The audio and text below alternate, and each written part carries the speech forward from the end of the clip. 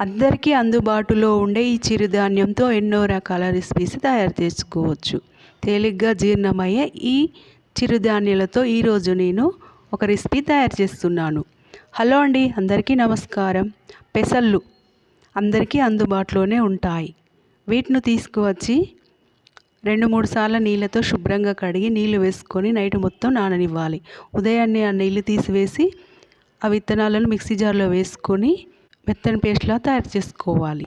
4 పచ్చిమిర్చి పేస్ట్ తయారు చేసి పెట్టుకోవాలి.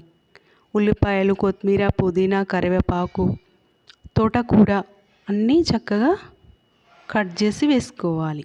స్నాక్ తయారు చేసుకోవాలనుకున్నప్పుడు ఎక్కువగా ఆకుకూరలు ఉండేలా తయారు చేసుకోండి. ఇలా ఆకుకూరలు ఎక్కువ వేసుకోవడం వల్ల మన ఆరోగ్యానికి చాలా మంచిది.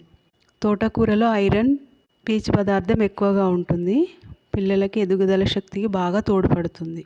ఈ పెసళ్ళలో పీచు పదార్థం, ప్రోటీన్ ఎక్కువగా ఉంటుంది.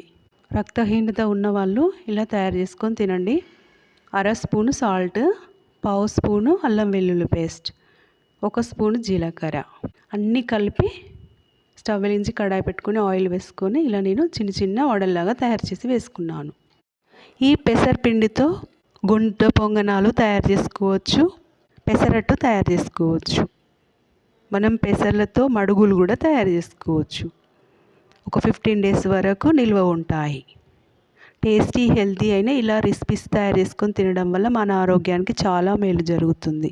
చూడండి, ఇవన్నీ ఇలా చక్కగా చేసుకొని మిడిల్ ఫ్లేమ్లో కాల్చుకొని సర్వ్ చేసుకోవడమే. పెసర్లను నానబెట్టి ఒక క్లాత్లో మూట కట్టి ఒక రోజు మొత్తం ఉంచడం వల్ల మొలకలు వస్తాయి. ఆ మొలకలు అలానైనా తినవచ్చు, లేదా చాట్ లాగా తయారు చేసుకొని తినవచ్చు. పిల్లలకు, పెద్దలకు ఎంతో ఇష్టమైన రెసిపీస్ తయారవుతాయి. మనమే ఇంట్లో ఇలా తయారు చేసుకొని తినడం వల్ల మన ఆరోగ్యాన్ని మనమే కాపాడుకున్న వాళ్ళం అవుతాము. నేను ఉదయము కొబ్బరి చట్నీ తయారు చేశాను. ఆ చట్నీతో నేను ఇలా సర్వ్ చేశాను.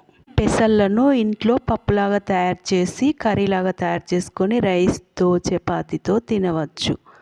తేలిగ్గా జీర్ణమయ్యే ఈ రెసిపీస్